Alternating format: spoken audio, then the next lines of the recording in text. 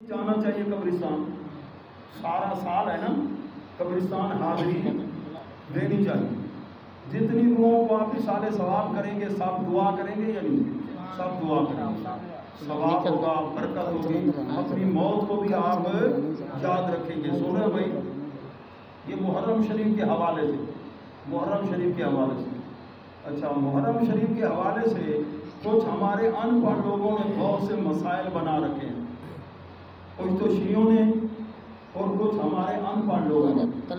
جبکہ یہ واقعہ کربلا 51 سال بعد پیش آیا، دین پورا ہو گیا تھا، دین مکمل 51 سال کے بعد میں واقعہ. اس سے کوئی شرعی مسئلے ثابت سن رہے ہو، شرعی مسئلے اس واقعے سے کوئی ثابت نہیں ہوتے. ان کی روح کو ایصال ثواب کریں، بہت باعث برکت. ایک مولوی صاحب کے فتوے کی کتاب ہے، دیوبندی ہے، رشید احمد گنگوئی، لکھ لو فتاوی رشیدیہ. ہاں، فتاوی رشیدیہ، فتاوی. اس نے لکھا ہے محرم شریف میں دودھ کی شربت کی سبیل لگانا حرام ہے. کیا لکھا ہے؟ حرام ہے.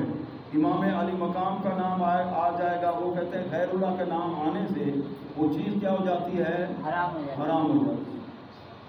آیت کون سی پڑھتے ہیں؟ وما اہل، یہ 4 مقام پر ہے قرآن مجید میں.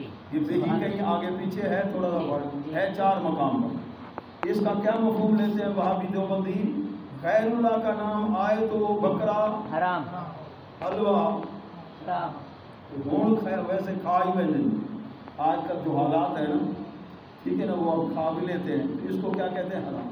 حالانکہ آیت کا یہ مطلب نہیں ہے. آیت کا مطلب یہ ہے کہ ان کا ذبح کے وقت اگر اللہ کے نام کے علاوہ کوئی اور نام لیں گے تو پھر وہ جانور کیا ہو جائے گا؟ حرام. تو ہمارے جو بھی چنن پیر جاتے ہیں جی منت پوری کرنے کے لیے بکرا ذبح کریں گے، یوں نہیں کہیں گے بسم چنن پیر، بسم اللہ اللہ، سبحان اللہ، بے شک، بسم اللہ اللہ اکبر. تو